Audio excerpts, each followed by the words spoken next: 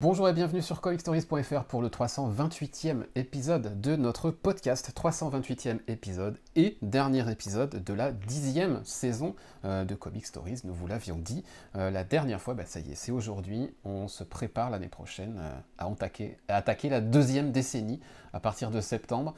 Ça nous rajeunit pas tout ça. Comme chaque mois, je suis avec Boris dans l'ordre alphabétique. Bonjour à tous. Et Clément. Bonjour à tous. Vous allez bien, j'ai l'impression. Enfin, en tout Oui, cas, ça de va. ce qui se passait avant de commencer, vous allez bien. Oui. Pour l'instant, ça va. Pour l'instant. On va commencer avec Ouais. quelques news que l'ami Boris nous a préparées. Il a 4 ou 5 actus à nous partager. Il y a des trucs assez cool, voire très attendus pour certains. Je sais pas, je vais voir, peut-être. Ah, oui, oui, oui. Donc j'ai repéré quelques... Bon alors, il y a du plus ou moins frais comme d'habitude, puisqu'on se voit que... Enfin, on parle qu'une fois par mois à peu près. Donc peut-être la plus fraîche, c'est l'annonce de l'arrivée de It's Only Lonely at the Center of the Earth, merci pour l'accent, qui arrive chez iComics, de Zoé Thorogood.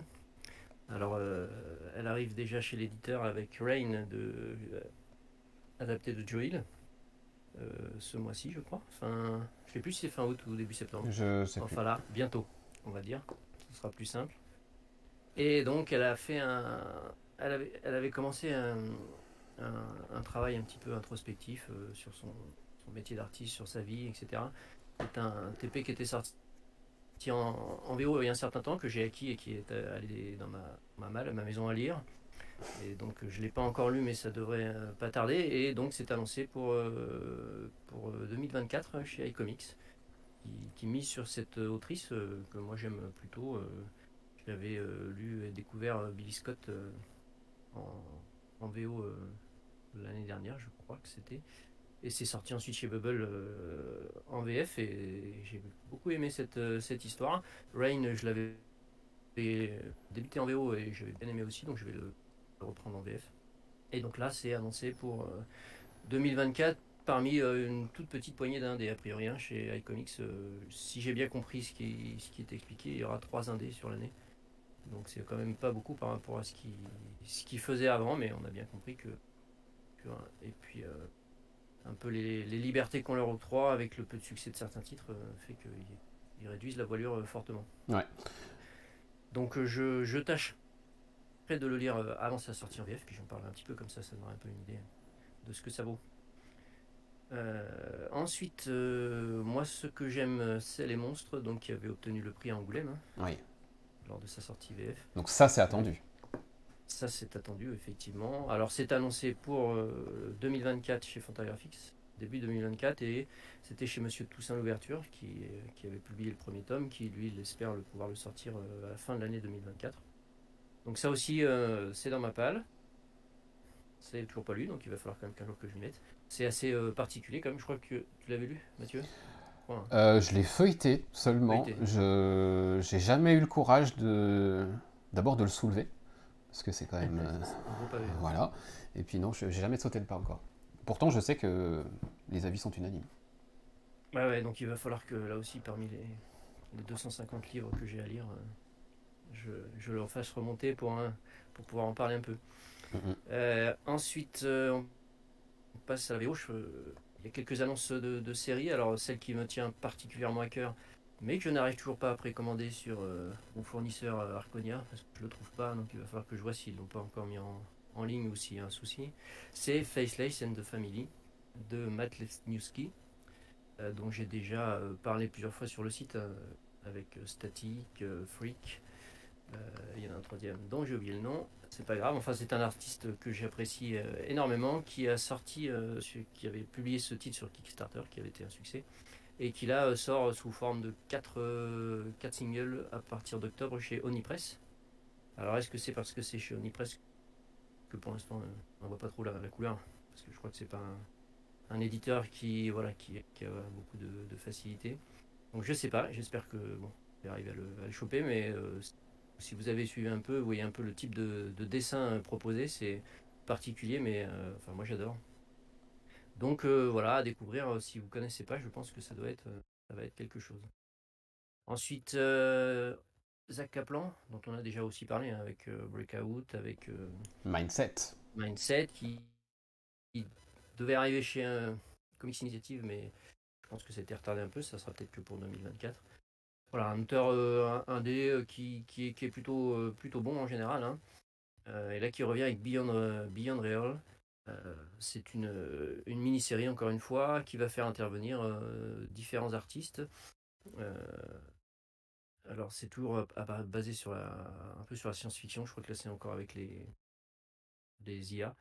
Donc à voir ce que ça vaut. Moi je suis toujours intéressé par ce qu'il propose cet auteur. C'est pas forcément toujours exceptionnel, mais c'est toujours gage de qualité et de plaisir de lecture. Donc j'irai voir. Et enfin, dernière petite série VO. Alors là, je connais pas, mais j'ai vu quelques visuels et ça me tente bien, je sais pas, je verrai. Et aussi chez Onipress, c'est The Man from the Maybe de Shaky Kane. Alors, Shaky Kane, c'est un dessinateur. Je sais plus qui est au scénario, mais voilà, une série qui sort en octobre aussi qui semble bien déjantée. Donc, j'irai peut-être voir, j'ai pas de encore sûr, mais parce que c'est des gros épisodes et à $8. Comme j'ai décidé un petit peu de réduire la voilure. Voilà, ça reste en suspens, mais voilà, je le signale parce que ça peut être une petite découverte sympa. Et puis je finis sur la braderie Aquileos, puisque l'éditeur profite de la saison estivale pour vider les stocks et éviter d'envoyer des livres au pilon. Donc ils proposent en ce moment sur leur site plein de prix bradés sur leurs titres, dont pas mal que j'ai acquis il y a quelques temps à prix fort. Mais voilà, si vous voulez acheter un œil, il y a franchement des belles découvertes à faire et franchement à prix cassé, hein. On est à du 50-60%. Ouais. Donc il y a des petites acquisitions si vous avez encore un peu de budget et envie de découvrir des choses originales, parce ils ont toujours des produits bien sympas qui sortent un peu des sentiers battus. Donc n'hésitez pas à aller jeter un œil. Moi, j'ai été jeter un œil. Bon, bah voilà, j'avais à peu près acquis ce que j'aurais aimé acheter. Donc je n'ai pas profité, mais il y a de quoi faire. Ok. Voilà En effet, il faut aller surveiller ça. Je pense que, petit intermède technique, je pense que ton grésillement vient du fil de ton casque qui doit avoir un faux contact, et du coup, selon comment tu bouges ou pas, voilà. Je vais essayer de le faire pendant. Là, c'est mieux. C'est pas mal en tout cas, on te dira sur ta prochaine intervention. Ouais, si vous n'entendez rien, vous me dites. Sur ta prochaine intervention qui est prochaine, puisque, alors là, on assiste à un moment d'histoire. On termine la 10e saison de Comic Stories. Je sais pas, ça fait 5-6 ans peut-être que tu élaborises. Et pour la première fois, à l'audio, tu vas nous parler d'un film, d'une adaptation. C'est pas vrai. Tu as parlé peut-être de Spider-Man, mais ouais, peut-être. Spider-Man. Peut-être. Et il y a très longtemps, j'avais peut-être parlé un moment d'un Marvel ou un truc comme ça me dit quelque chose. Mais comme j'ai arrêté depuis longtemps les... En tout cas, c'est un peu comme les éclipses du soleil, quoi. C'est rare. Donc, à événement exceptionnel, du coup, on va mettre un dispositif exceptionnel. Tu vas donc toi-même commencer ce débrief de Teenage Mutant Turtles, enfin Teenage Mutant Ninja Turtles, Mutant Mayhem, qui est sorti mercredi. C'est ça. C'est ça? Ah, c'était que mercredi. Ah, je crois que c'était déjà... Ou mercredi dernier, peut-être, mais en tout cas, c'est mercredi là, ok. T'as pas fait un petit jingle exprès? Écoute, j'ai pas eu le temps, mais franchement, j'ai hésité à te maquiller en tortue, faire un truc, mais le timing était trop serré. En tout cas, vas-y. Alors, j'y vais. Ça n'arrivera plus avant 3 ans, donc profitez-en. Voilà. Bon, pour le film, c'était peut-être pas une bonne idée que j'en parle, mais... Alors, donc j'ai été voir le film d'animation TMNT, bien sûr, parce que j'aime bien la série, hein, beaucoup la série même. Là, l'intégrale est ressortie, ça m'a reboosté un coup. J'ai repris au début de me refaire la série parce que je m'en souviens plus. Et donc, je me suis dit, bon, voilà, ça avait l'air pas désagréable. J'ai vu quelques extraits. Alors, les extraits me tentaient bien au niveau de l'animation. Après, au niveau de ce que je voyais de l'histoire et un peu de l'humour, bon, je me suis dit, ça va pas être forcément exceptionnel. Et mon instinct ne m'a pas trompé. C'est pas exceptionnel du tout, effectivement. Donc ça veut reprendre un peu les origines des tortues, adaptées, hein. On va en parler un petit peu plus en détail. Et puis les reprendre à une période adolescente. Donc clairement ça s'adresse plutôt à des adolescents quand même comme film, à un jeune public. Et c'est Nico Lodéon, il a les droits maintenant. Et donc, qui en a fait un petit peu son adaptation à sa sauce. Et globalement, en termes de scénario et d'appropriation de l'œuvre originale et qu'on a pu lire dans les comics notamment, c'est quelque chose d'assez fade quand même. Le déroulé de l'histoire, c'est très basique qu'on aurait pu trouver dans un Marvel moyen que je ne regarde plus depuis longtemps, mais bon, j'en ai quand même l'expérience. Voilà, un méchant assez générique qu'il faut aller bastonner. Les tortues sont malheureuses parce que c'est des mutants, donc elles veulent se faire accepter. Alors ça, c'est bien enfoncé quand même dans la gorge du spectateur. On lui explique bien des fois qu'il n'est pas compris que les mutants sont différents et qu'ils veulent absolument se faire accepter par les autres. C'est un peu lourdingue quand même en termes de caractérisation, notamment des cas de tortues qui n'arrêtent pas un peu de se plaindre de ça, qui n'est quand même pas vraiment le cas dans les comics. Et puis c'est la partie quand même la plus décevante. Je veux dire, un scénario un peu générique, ça passe si autour, ça c'est bien fichu. C'est la caractérisation des personnages, elle est ultra faible. Splinter doublé par un Gérard Darmon en très petite forme, ça vaut pas tripette, hein. Il est présenté comme un petit vieux un peu grabataire, qui a des sursauts ninjaesques, on sait pas trop comment, et qui en l'espace de 30 secondes met à terre une vingtaine ou une trentaine de gardes surarmés, alors que 5 minutes plus tôt il marchait à moitié travers avec une canne. Donc voilà, c'est pas très crédible. Et puis il a aucune noblesse, voilà, par rapport au personnage sage qu'on retrouve dans les comics, voilà, avec vraiment, voilà, une noblesse, quoi, quelque chose d'assez majestueux. Là, c'est un petit vieux rabougri, un peu ridiculisé même par moments. Je trouve que c'était un peu, voilà, franchement limite. Et puis après, bon, voilà, les mutants, les mutanimaux, qui sont plutôt sympas. Ça fait plaisir d'en retrouver quelques-uns, mais ils ont un rôle vraiment extrêmement mineur. Donc voilà, en gros, c'est assez décevant. Alors, j'ai pas parlé de la partie animation, qui est quand même plutôt chouette. Il y a au niveau dessin, c'est un côté un peu peinture crayonnée qui est vraiment bien fichu. C'est dynamique, c'est rythmé. En termes d'animation, franchement, c'est réussi. Ça, il n'y a pas de souci. Mais malheureusement, ça suffit pas pour faire un bon film. Alors, avec le recul, je me dis que pour quelqu'un qui connaît pas du tout l'univers, on va dire c'est un film d'action moyen, bien réalisé au niveau artistique, qui peut se laisser regarder. Bon, voilà. À partir du moment où on connaît un peu l'univers et qu'on aime la série qui est récente en comics, ou la série de Kevin Eastman et Peter Laird des années 80, si on a plongé un peu dans les volumes iComics, on peut en ressortir que déçu. Franchement, c'est d'une pauvreté d'adaptation assez affligeante. Donc voilà, très très très mitigé.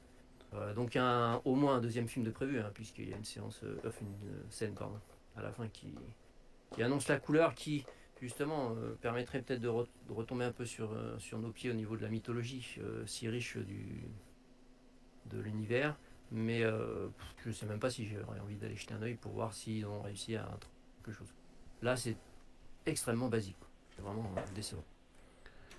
Et Clément, Clément a subi aussi, il s'est rendu au cinéma pour voir Teenage Mutant Ninja Turtles. Et apparemment, tu vas nous le dire rapidement, mais tu es pas loin d'avoir le même avis, voire exactement le même. Ouais, je suis allé le voir hier. C'est frais dans mon esprit du coup, hier en VF. Je partage l'avis de Boris. En fait, pour moi, le film, il y a un problème. En fait, ça dépend selon quel angle on prend le film. Si on prend le film sous l'angle, c'est un film pour les gamins, avec un côté assumé pour les ados, enfin les gamins, qui se veut purement film d'action, d'animation et autres, le film est réussi de ce point de vue-là. Si on prend par contre le film du point de vue de l'adaptation, où on va chercher à adapter les Tortues Ninja, on va essayer de rendre hommage à la mythologie, etc., le film est complètement raté. Du point de vue animation, j'ai rien à redire. Le film est très beau. Je trouve que le parti pris en termes d'animation est très réussi. Il n'y a pas de problème. Mais effectivement, moi, le gros problème que j'ai eu durant le film, c'est l'adaptation en lui-même du matériel de base. Surtout que j'ai lu pour le coup l'intégrale des Tortues Ninja, le tome 1 chez iComics, il y a peut-être 2-3 semaines. Donc Ah oui, mais si forcément, si tu fais des grands écarts comme ça, toi aussi. c'est ça. Et non, mais forcément, ça joue aussi dans l'appréciation du film.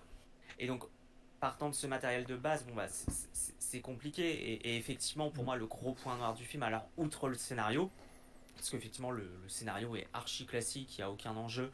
Et je vais passer d'un excès à l'autre, mais si on prend en termes de film d'animation, adaptation de comics, si on prend le Spider-Man Across the Spider-Verse, c'est le jour et la nuit par rapport à ça en termes d'adaptation et des enjeux en termes de scénario. Le gros point noir du film, c'est la caractérisation du personnage. J'ai détesté la façon dont ils ont adapté Splinter. Pour moi, c'est absolument... Ils n'ont rien compris au personnage en termes de caractérisation.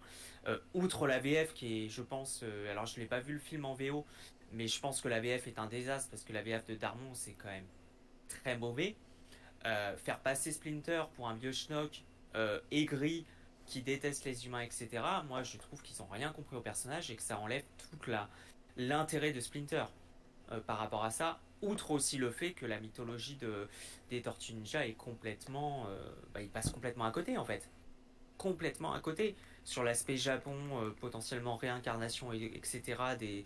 des tortues par rapport à des personnages qui existaient dans le Japon médiéval, il passe totalement à côté et ça donne quelque chose de totalement insipide et d'une caractérisation qui est complètement ratée. Même franchement, enfin, je sais pas ce que t'en penses Boris, mais honnêtement, même au niveau de la caractérisation des tortues, bah, j'ai pas trouvé ça terrible.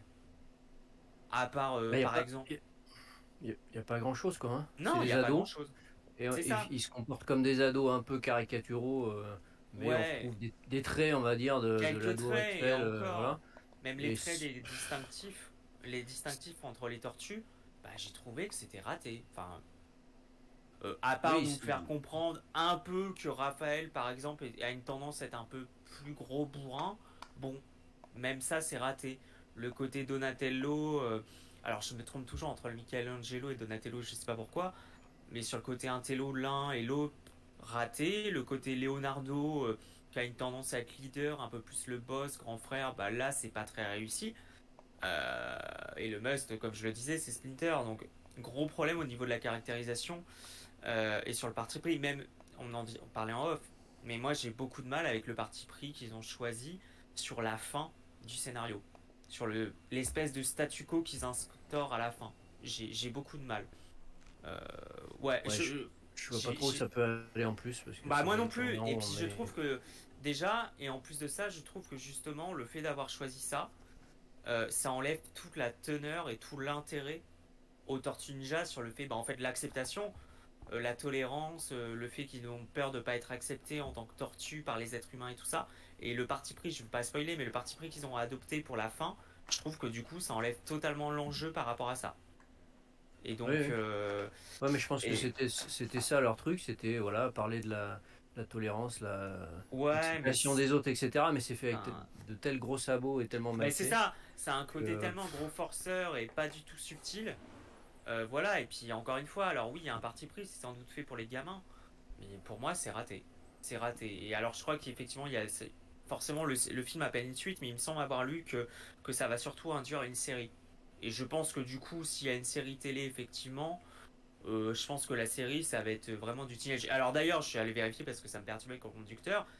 Ils ont encore cette manie d'avoir fait un autre titre de film. Oui, c'est pas le même titre en français. Je comprends pas l'intérêt. Ils ont voulu marquer, alors, sans doute l'aspect teenage. Bon, ok. D'accord. Voilà, on le conseille pas.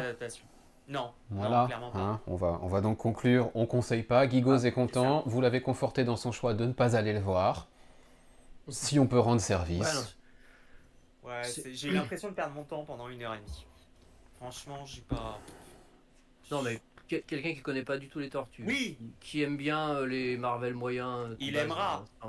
Voilà, il va passer pas un mauvais moment. Mais quelqu'un qui a lu les comics, il connaît un peu l'univers, il va déçu. Ouais, c'est ça. En fait, ça dépend où tu mets le curseur. Quelqu'un qui n'a pas lu les comics, l'univers, c'est décevant, qui aime les tortues. J'ai pas l'impression de le connaître, mais c'est vrai, après avoir lu l'intégrale, du coup, t'appréhendes un peu plus l'univers. Et et c'est ça. Rien que la première intégrale qui vient de sortir. Oui, ouais, non, mais c'est ça. Rien qu'avec ça, tu vois tout de suite la différence. Quoi, Ah oui, bah moi je suis clairement dans ce public-là. J'ai eu envie de lire l'intégrale parce que je savais qu'ils allaient sortir un film d'animation, ça m'avait donné envie. Et clairement, quand t'as lu le premier intégral avant d'aller voir le film, aïe aïe aïe aïe aïe. Eh bien, on reviendra sur cette intégrale juste après, ça tombe plutôt bien, mais avant... Oui, Boris, je sens que tu vas passer quelque chose. Faut faire l'inverse. Ah, faut voir le film et après lire l'intégrale. Ouais, c'est ça. Voilà. Et là, tu vas trouver l'intégrale encore plus géniale. Incroyable, incroyable. Bon. Comme si j'avais réfléchi ce conducteur. Bref, l'intégrale ce sera pour plus tard, pas du tout en fait. L'intégrale ce sera pour plus tard. Là, je vais juste faire un petit truc parce qu'on va regarder. Alors, pour nos amis qui nous suivent en audio, ce ne sera pas forcément la meilleure séquence de ce podcast puisque nous allons parler de Radiant Black. Donc, je vais me lever en même temps. Je vais donc baisser la lumière, couper la lumière.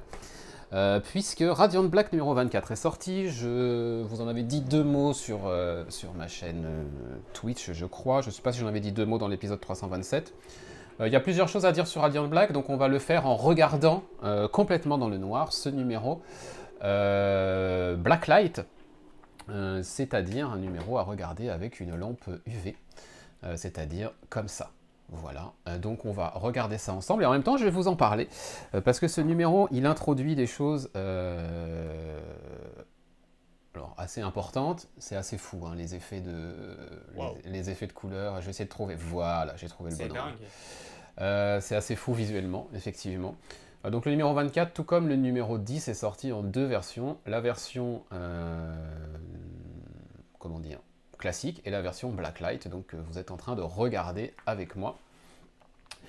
Tout en sachant que c'est un numéro qui est important, parce que les 2 héros retournent dans l'existence, donc Nathan et Marshall retournent... Alors cette page-là, elle est... Voilà.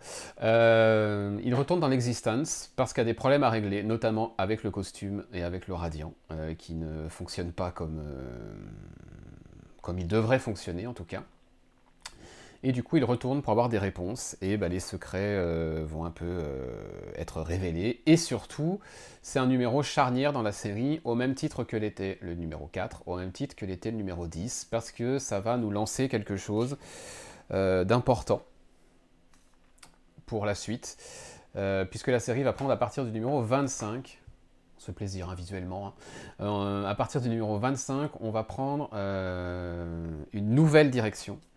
Et c'est assez important de le mentionner pour ceux qui n'auraient pas l'habitude de suivre nos réseaux respectifs à chacun, ou qui ne viendraient ici que pour écouter Comic Stories.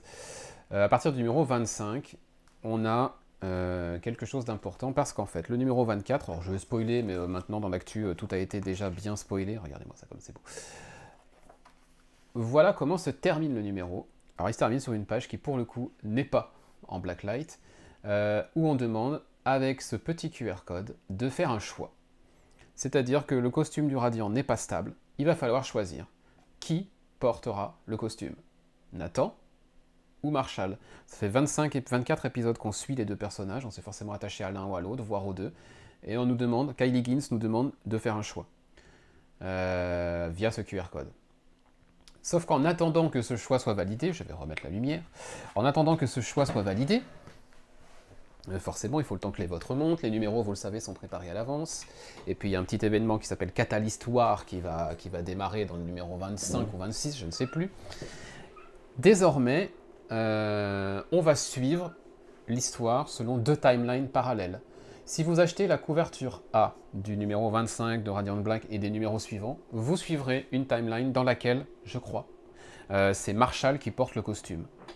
Si vous suivez les couvertures B, vous suivrez l'histoire dans une timeline dans laquelle c'est Nathan qui porte le costume. Et il y aura des similitudes, il y aura des points de divergence, évidemment, en fonction de où est-ce qu'on se situe, sur quelle timeline on se situe. Et évidemment, c'est pas juste artificiel, parce que la l'histoire, c'est une guerre à travers le temps, à travers les timelines. Donc, forcément, tout ça, ça va péter à un moment ou à un autre. Et j'imagine que le choix qu'on nous a demandé de faire par le QR code sera validé à l'issue de cet arc, en fait, scindé en 2. J'ai trouvé l'idée vraiment cool. C'est sans doute pas la première fois que ça se fait, hein, de faire la même histoire sur 2 timelines différentes. mais on a vraiment ce côté où on implique le lecteur à chaque fois, on nous demande de faire un choix. Là, le choix, on peut le faire en lisant l'une ou l'autre ou les deux timelines, et surtout en utilisant le QR code et en votant pour qui va être le porteur du radiant après. Et du coup, potentiellement condamner un autre personnage, ou en tout cas le ramener à l'anonymat. On ne sait pas trop ce qui va devenir de celui qui n'aura pas les suffrages, mais on peut craindre un peu pour lui, je pense. Radiant Black, vous avez abandonné, vous? J'ai jamais lu. Ah là là là Comme là ça. là là là là. Oui, moi j'ai arrêté. Ouais. Oh là là là là. J'ai été, Mon j'ai- cœur saigne. j'ai- j'ai lu en single jusqu'au 3, Ouais. 3 je crois. J'avais pas accroché. Après, c'est au 4, je crois, où il y a C'est le 4, ouais. le twist. Donc j'ai pris le TP. Plutôt aimé le premier TP, donc le tome 1, quoi. Et après, j'ai pris le tome 2 en VF. Et là, j'ai décroché complètement. Ça m'a pas passionné du tout. Je trouvais que Ok. c'était trop brouillon. Trop brouillon. Et j'arrivais pas à m'attacher au personnage. En fait. Que ça soit Marshall ou. Comment s'appelle-t-il? C'est un collègue. Nathan. J'ai oublié. Donc, tu viens de le dire, Nathan, ouais. J'ai pas de. Voilà, j'ai pas d'accroche pour ce personnage. Donc, comme j'ai trouvé ça brouillon et que j'ai pas d'accroche pour le. Quand même deux bonnes raisons de pas continuer. Ouais, je comprends. Plus les 200 livres à côté que j'ai à lire. Donc, Faut faire des choix. donc j'ai décidé Faut faire des choix. de dire stop. Je sais que c'est c'est une série qui a ses fans et d'autres qui aiment pas. Voilà, c'est pas une série qui fait l'unanimité, clairement. Non, ça, c'est on adore ou on est Voilà, c'est un insensible. peu ça, ouais. C'est soit on adore, soit on est insensible. On déteste pas vraiment, mais en tout cas, ça nous passe dessus, quoi. Ouais, voilà. Donc moi je suis plutôt Dans le ça te passe dessus, bah oui, écoute, c'est pas grave, grave, hein, il en c'est pas- faut exactement. Il y a Après, des, il y a c'est des vrai que gens. c'est un projet intéressant, quoi. Oui, on sent qu'il est impliqué dedans, Kylie Higgins, vraiment, Voilà. il chapeaute son univers, il crée des events, machin, il y a des séries qui se créent en parallèle, il est toujours présent derrière les trucs, il adresse... on a le vrai côté partagé, c'est-à-dire... Vas-y. Non, je dis peut-être que si en VF on avait eu les autres, notamment Roxanne qui a l'air très bonne. Roxanne est vraiment très bien. Ouais. Les autres séries un peu autour, peut-être que voilà, ça m'aurait raccroché d'une autre manière. Mais comme je crois que ça marche pas en VF, c'est pour ça qu'ils n'ont pas sorti le reste. Oui, non, mais c'est Donc pas... on n'aura pas la suite, voilà. Donc, c'est un C'est peu pas... dommage. Quoi. Vas-y. C'est pas forcément surprenant non plus. Non, ce qui me plaît, moi, c'est le côté un peu partagé, effectivement. On ouvre un univers partagé au bout d'un moment, quand Radiant Black s'est lancé, au niveau 5-6, numéro 5-6, on nous a dit, en fait, il n'y a pas que Radiant Black, il va y avoir plein d'autres trucs autour, et tout ça va se rencontrer, etc. Et on a un peu le sentiment qu'effectivement, c'est le cas. Que tout ça avance dans une direction, et qu'à un moment, ça va péter, et ça va péter là, normalement. Voilà, cette fameuse catalystoire qu'on nous annonçait depuis un an maintenant, ça y est, elle va commencer. Et du coup, il me tarde. Voilà, c'était juste pour le petit topo sur Radiant Black, que moi je prends toujours autant de plaisir à suivre. On va changer complètement de registre, cette fois-ci, que ce soit graphiquement ou dans les thématiques, puisque Boris, tu vas nous parler de Spice Superbe. Oui, donc j'avais déjà parlé du numéro 1. Tu avais déjà parlé du numéro 1, oui. Tu l'avais lu aussi, toi. Tu l'avais lu et... Oui, Si, je crois, oui, j'ai un souvenir pas forcément réjouissant de cette lecture, mais oui, je l'avais lu, oui. Parce qu'on avait été surpris, perturbé, désarçonné par le ton parodique. On va dire ça comme ça. Oh, si. Moi, je m'attendais au départ, comme beaucoup d'histoires d'espionnage de Matt Kindt, notamment Mind MGMT, un titre sérieux entre guillemets, quoi, on va dire. Voilà, pas un titre humoristique. Et j'avais été un peu. Alors au début, ça a commencé au départ du numéro 1, on ne sait pas trop, c'était un peu ambigu. Puis la fin était clairement totalement parodique et un peu absurde. Et là, j'avais été complètement désarçonné. Je me suis dit, mais c'est quoi ce truc? Je ne voyais pas trop où il voulait aller.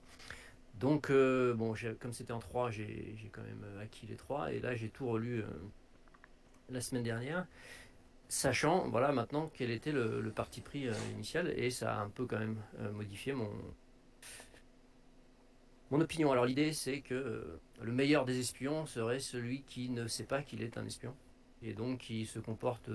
entre guillemets normalement comme un kidam moyen et qui par son inconscience et sa maladresse complète va arriver à remplir plus ou moins sa mission mais par erreur quoi, en gros. C'est ça l'idée. Donc, une fois qu'on a compris que ça allait être de la parodie, de l'humour un peu absurde, moi j'ai plutôt bien adhéré, ça a bien fonctionné sur moi. Alors c'est pas un gros coup de cœur, hein, c'est pas une lecture exceptionnelle, mais j'ai pris plaisir à lire ces trois longs épisodes, tout en sachant qu'il y a quand même une trame d'espionnage classique, mais qui fonctionne sur la longueur de la série. Donc il y a un petit côté quand même aventure d'espionnage qui marche plutôt pas mal. Le personnage principal qui est donc cet ahuri idiot utile qui sert d'espion sans le savoir est assez quand même croquignol. Ça, il n'y a pas de souci. Et dans les dialogues, c'est bien fichu, quoi, parce que lui, il est convaincu. Alors, finalement, il comprend qu'il est en mission et il est convaincu que c'est pour ses talents. Et en fait, non, c'est pas du tout ça. Enfin, voilà. Donc, il y a tout. Je vais pas en raconter davantage, ça déflorerait un peu trop l'histoire. Mais au final, j'ai plutôt bien aimé. Et puis, au dessin, c'est Matt Kindt, hein. C'est lui qui dessine cette fois-ci. Et moi, j'aime bien son dessin. Et il a un vrai sens de la mise en page au niveau des séquences d'espionnage et de surprise un petit peu. Et puis, au niveau humoristique, il se débrouille pas trop mal non plus. Et puis, c'est bien dialogué. Donc, j'ai passé un bon moment. Donc, c'est plutôt finalement une bonne lecture. Et ça m'a permis, puisque je suis dans ma période de tri et de rangement, de me rappeler que j'avais acquis il y a longtemps Super Spy de Matt Kindt aussi, qui est sorti chez Futuropolis. Oui, ça fait un petit moment. Que j'ai enchaîné. Ah oui, non mais... Donc je l'ai lu à la suite, et j'en parlerai sera un petit peu plus long. Et là, par contre, c'est de l'espionnage pas humoristique du tout. Ça se passe pendant la Deuxième Guerre mondiale et c'est des histoires courtes qui vont former un puzzle, qui vont s'entrecouper, etc. C'est un petit peu, on va dire, en termes d'ambition, ce qui était Mine GMT. Okay. Donc je l'ai fini aussi. Et là, par contre, c'est gros coup de cœur. Hein. Gros coup de cœur. Donc on attend le 10 sur 10 à l'écrit. Prendre le temps de détailler à l'écrit. Ça sent bon le 10 sur 10, oui. Donc, mais je suis pas mécontent parce qu'effectivement, ça m'a permis de déterrer ce volume que j'avais oublié et d'autres titres de Matt Kindt que j'ai redécouvert dans ma pile. Donc je crois que vous allez peut-être pas mal entendre parler de Matt Kindt sur le site très bien. Dans les semaines à venir. Allez. Mais non, voilà, le Spy superbe, lecture sympa, et je reparlerai du Super Spy, là, gros coup de cœur. Parfait, petit teasing intéressant. Intéressant, je ne sais pas si c'est le mot de ce qui suit, mais c'est Clément qui va nous en parler. Il s'agit de Vanish, parce que ça y est, tu as terminé Vanish, enfin en tout cas ce qui a été publié à ce jour, c'est-à-dire les 2 premiers arcs numéro 1 à 8. Avec un petit disclaimer avant que tu commences, hein, on ne sait pas trop qui écrit, enfin a priori c'est plutôt Ryan Stegman qui écrit, hein, suite au problème de santé de Donny Cates, donc ça peut aussi peut-être expliquer certaines choses que tu vas dire, ou pas. Ouais. Ou pas. Donc Vanish, c'est parti. Ouais, je vais être assez rapide. Parce que ça me va, vu l'heure, ça me va. Je vais être assez rapide. Oui, j'ai fini parce que comme j'avais entamé le 2e arc, je me dis je vais quand même terminer pour voir ce que ça va donner. J'avais déjà le problème, on en avait déjà parlé je crois sur le 1er arc. Bon, premier numéro intéressant, il y avait des trucs qui faisaient ticter, d'autres, bon, ça laissait dubitatif. Ce 2e arc c'est pareil.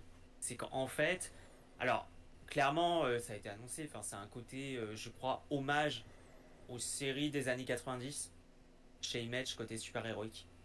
Sauf que moi j'ai un gros problème avec Vanish, c'est que j'ai pas compris le délire. Mais alors vraiment pas. J'ai pas compris l'histoire, j'ai pas compris où il voulait aller. Alors c'est très bon, il n'y a pas de problème, mais ça suffit pas. Et j'ai trouvé que ça allait dans tous les sens. Enfin, j'ai pas compris le délire, j'ai pas adhéré, j'ai essayé de donner la chance à ce titre, mais là en l'état je suis incapable, par exemple, alors c'est peut-être moi, peut-être que c'est moi, mais je suis incapable de vous résumer l'histoire. Ok. Parce que j'ai vraiment pas compris. Ouais, pas compris, c'est vraiment ça. J'ai pas compris où il allait aller, j'ai pas compris le délire. Et effectivement, on peut se poser la question si c'est Donny Cates, vu les circonstances qu'on connaît. A priori, non, c'est pas lui. Hein. Ouais. bah, ça se comprend. Parce que c'est tellement à des années-lumière, et je pense que c'est pour ça qu'on l'avait pris, enfin, je commençais à le lire, tellement adoré Crossover que j'avais envie de voir ce que ça donnait Vanish, et c'est tellement à des années-lumière de ce qu'il y a eu de ce qu'on a pu connaître avec Crossover que voilà, c'est effectivement, on pourrait comprendre le délire, mais ouais, pour le coup, c'est une énorme déception, et c'est dommage parce que bah, les dessins sont excellents. Enfin, il y a rien à dire. Oui. Il y a rien à dire. C'est très beau, mais en termes de scénario, bah voilà quoi, c'est une grosse déception. Et alors peut-être qu'il faudrait que je le relise entièrement, mais là encore. Donc je suis assez curieux de voir la réception qui va être faite en VF, puisque ça sort prochainement en VF. Je suis assez dubitatif aussi, parce qu'à mon avis, ça se veut hommage, il n'y a pas de problème par rapport à ça, mais je pense que c'est un hommage qui n'est pas forcément réussi. Ok, et bah voilà, ça c'est dit, c'est posé. Ouais, ça sort chez Urban. Le premier tome contiendra les 4 premiers épisodes pour 10 €. Ok. Ouais. Voilà. Moi j'ai lu le premier, on en avait parlé. Oui. J'étais pas super convaincu. J'ai pris le deuxième, le troisième, ça s'est accumulé. Donc j'ai accumulé les 8. Je vais sans doute le lire, puis après le revendre. Je pense que c'est un petit peu l'objectif maintenant. J'ai acquis les 8. Je crois pas que ça va être ma cam. Mais c'est vrai que je les ai feuilletés un petit peu vite fait. Graphiquement, ça a l'air sympa, quoi. Mais, ça l'est. Mais c'est tout. Mais effectivement, si l'histoire est tartignole, voilà. Moi, j'ai pas adhéré à l'histoire. Peut-être que toi, tu adhéreras, mais... Bah, j'étais pas déjà pas hyper voilà. convaincu par le premier, donc j'aurais dû m'arrêter au 1, mais enfin bon. Et pourtant, il était très bien, il était très très bien à côté de la suite. Oui, non, mais c'est ça. Ah, purée. C'est ça le truc, c'est que le 1 à côté... Ah ouais, le ouais. 1, il est très bien à côté de la suite.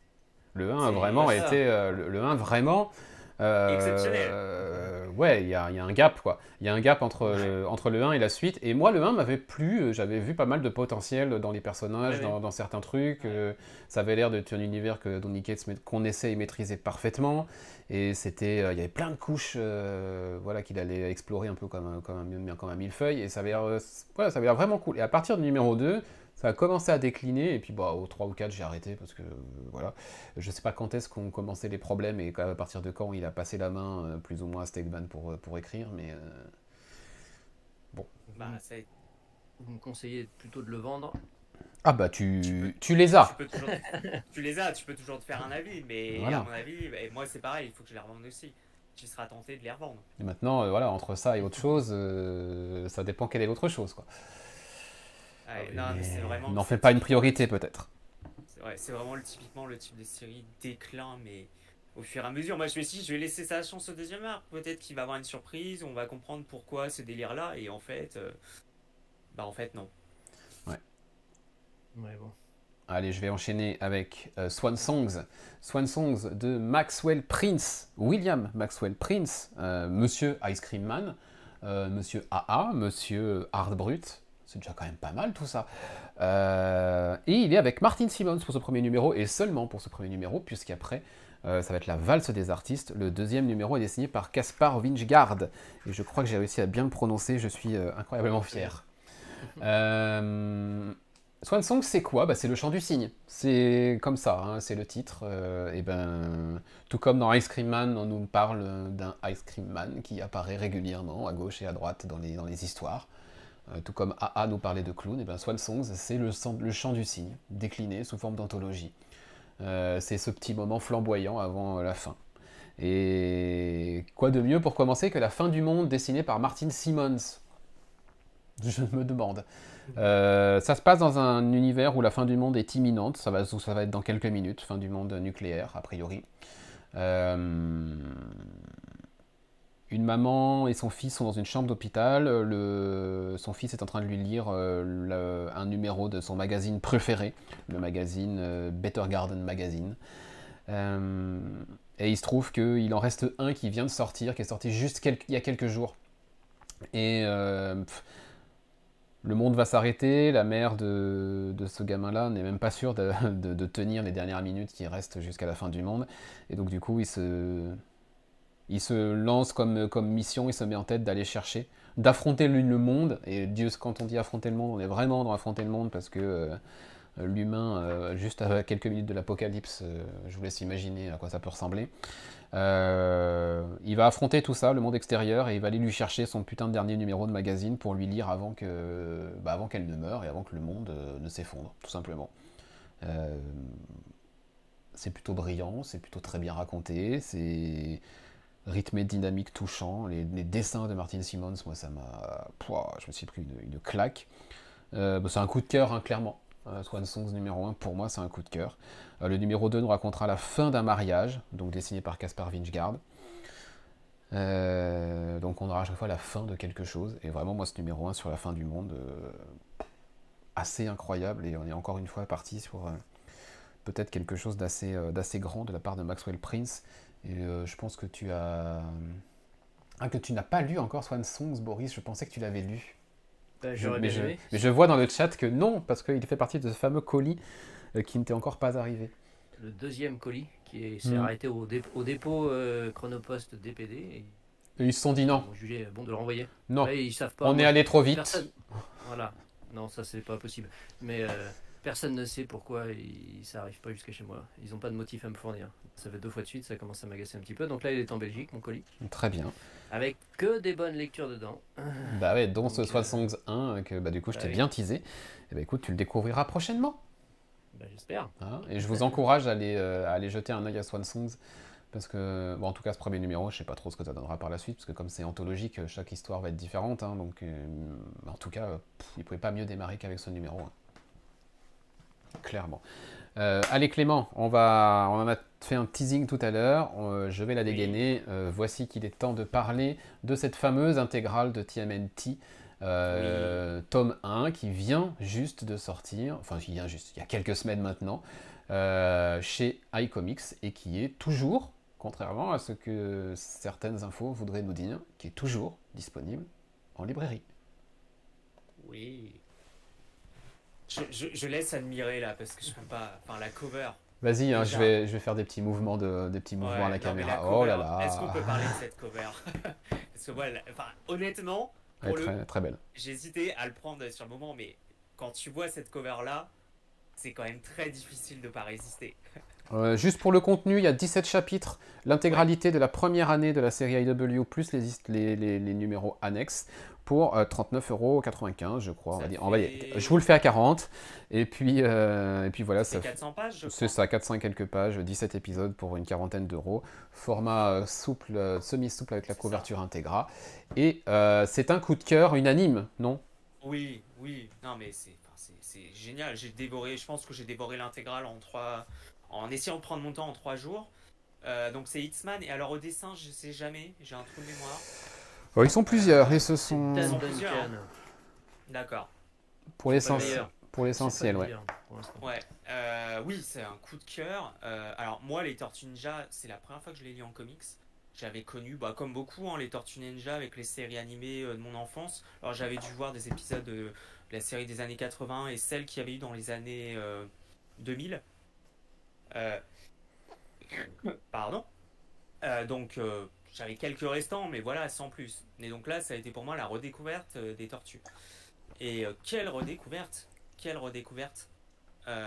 C'est magnifiquement écrit, déjà.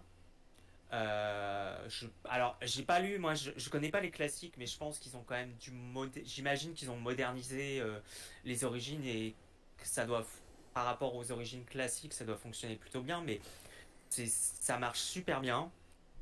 J'ai adoré la façon dont sont caractérisés l'ensemble des personnages.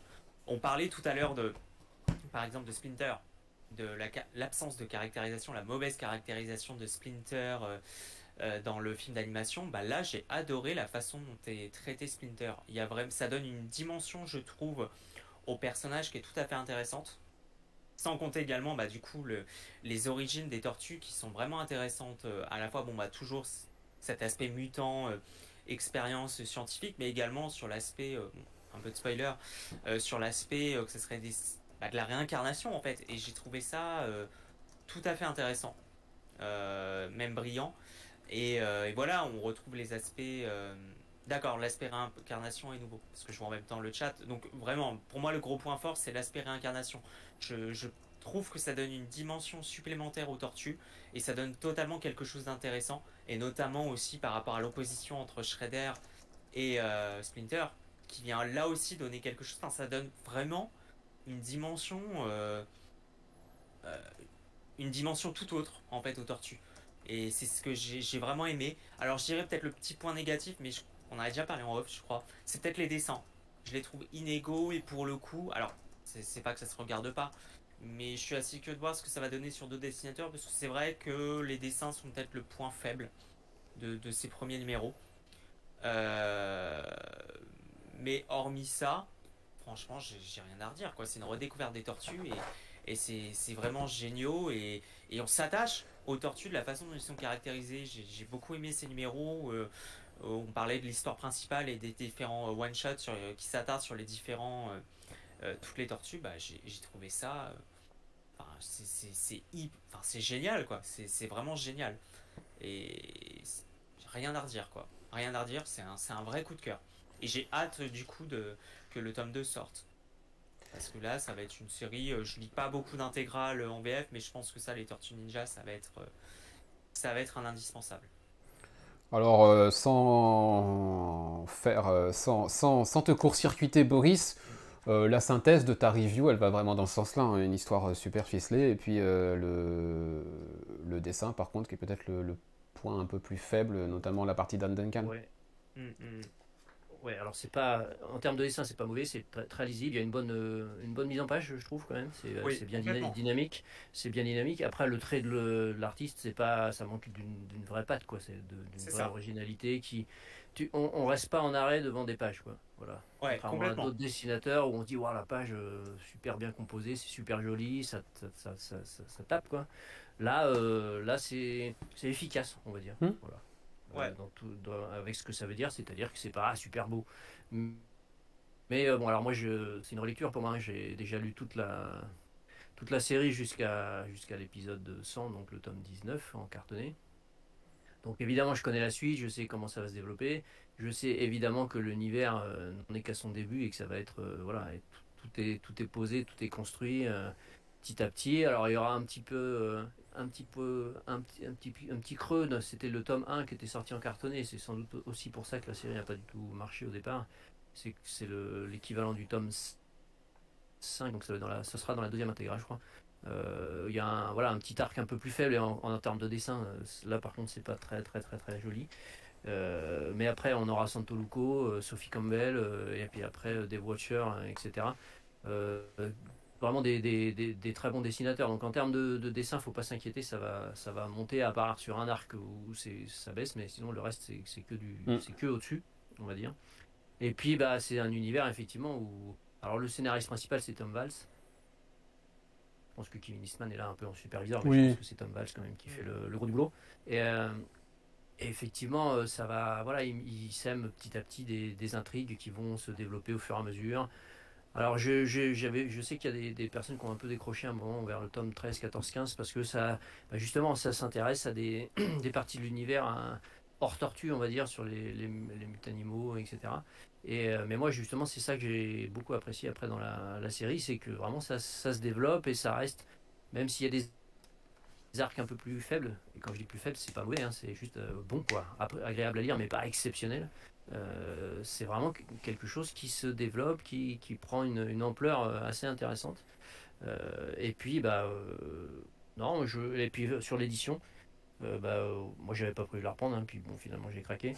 Euh, c'est une belle édition, effectivement, avec une belle couverture en relief. Et puis le bouquin a l'air de bien se tenir. Alors on avait parlé un petit peu là au niveau de la tranche, ça a l'air de se tasser Ouais. un peu. Je sais pas si c'est mon exemplaire, elle tient Mathieu, ou si c'est bah, ça faisait un petit peu comme c'est un petit peu le même format que les Chronicles.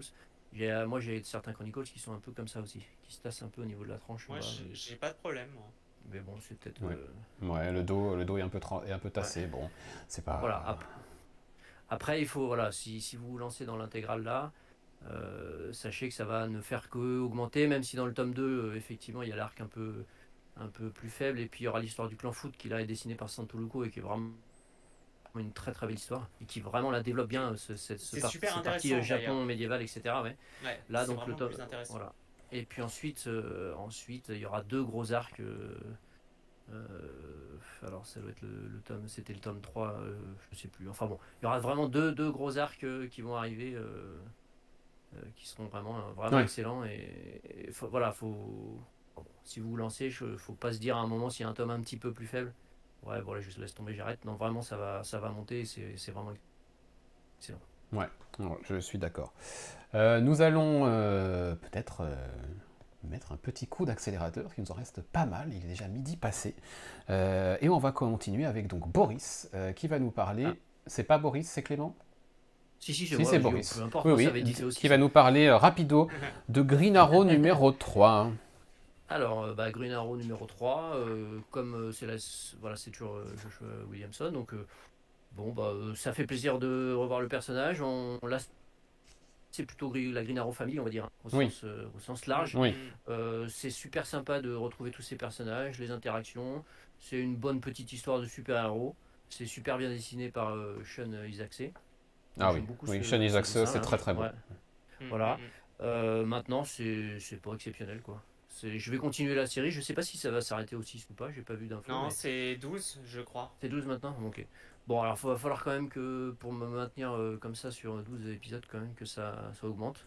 Moi, je l'ai pris aussi pour soutenir un peu le perso, parce que vraiment il a pas été gâté. Maintenant, c'est une bonne petite histoire, mais ça rentre pas dans les coups de cœur et les trucs que je vais lire en premier. Donc on va voir au fur et à mesure si ça augmente un peu. Puis ça a l'air un peu en dehors de ce qui se fait chez DC en ce moment. Alors c'est vrai que je lis pas en VO, moi. Je suis un peu en retard, je suis sur la VF. Mais ça a l'air un petit peu à part quand même. Et bon, donc ça se lit, c'est sympa. Et puis c'est bien dessiné. Mais c'est pas exceptionnel, quoi. C'est ça. Moi, j'aurais appelé cette série Arrows avec un S plutôt que Green Arrow, parce que c'est pas Green Arrow, c'est effectivement la Arrow Family, et donc du coup, voilà. Après, ça serait moins vendu, on est d'accord. Mais bon, j'en ai déjà parlé sur mes lives précédents, à titre perso. Je partage ce que tu as dit. C'est très joli en termes d'histoire. Bon, c'est sympa. C'est sympa, voilà. Oui, voilà. C'est ça, c'est sympa. Moi, je suis assez curieux de voir quand même où ça va aller. Bien sûr, ça reste Joshua Williamson. C'est ça. Mais c'est ça le truc, ça reste Joshua Williamson, mais je suis d'accord avec Boris. Je me suis quand même dit à la lecture du numéro 3, je me suis dit si ça décolle pas davantage, ça va être compliqué de me laisser sur les 12 numéros. Mais on reparlera de Joshua Williamson après, il y a peut-être une explication à tout ça. D'accord, mais après, ça reste sympa, c'est pas un truc, c'est pas mauvais, mais je suis d'accord avec toi, pour moi ça aurait dû être Arrows, parce que c'est clairement sur la Green Arrow Family, et voilà, donc, je pense qu'il faut laisser, c'est typiquement le genre du titre, il faut laisser peut-être sa chance encore quelques numéros pour voir.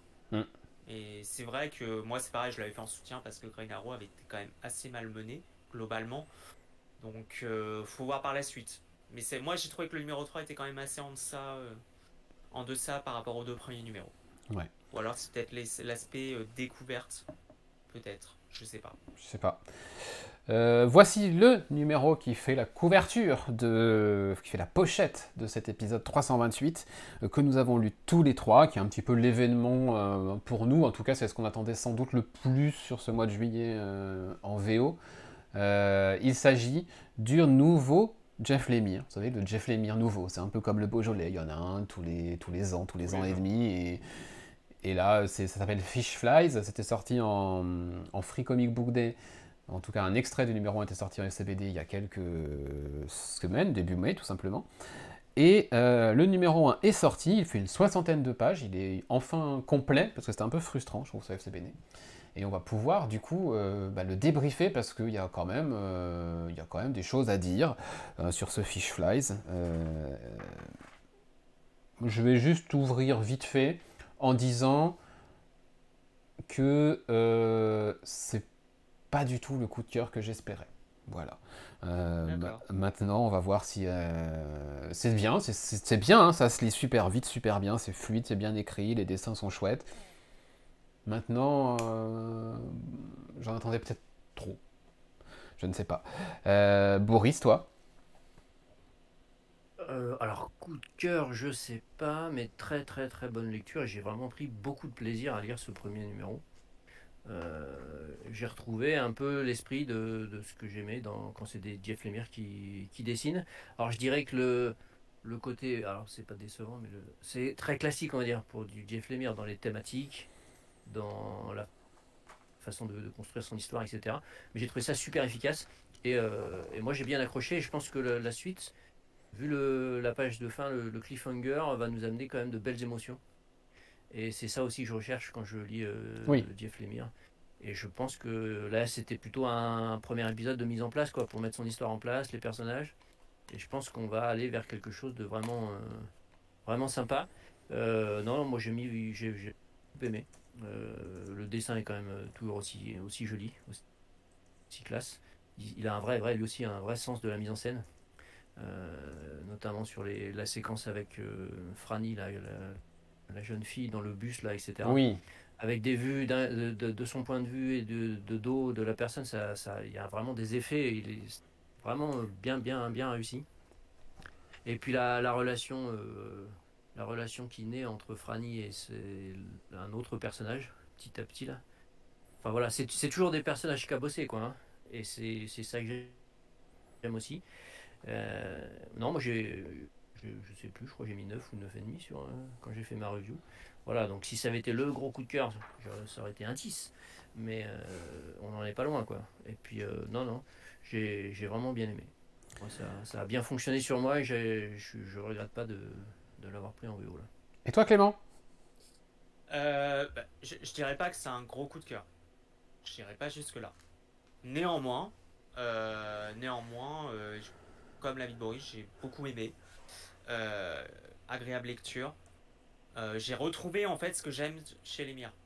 Alors effectivement, on est dans les thématiques classiques de Lemire. De ce point de vue-là, il n'y a pas de surprise. Néanmoins, j'ai retrouvé ce que j'aime dans son écriture, ce que j'aime aussi dans son dessin, parce que là, si on prend Peach Ah bah oui.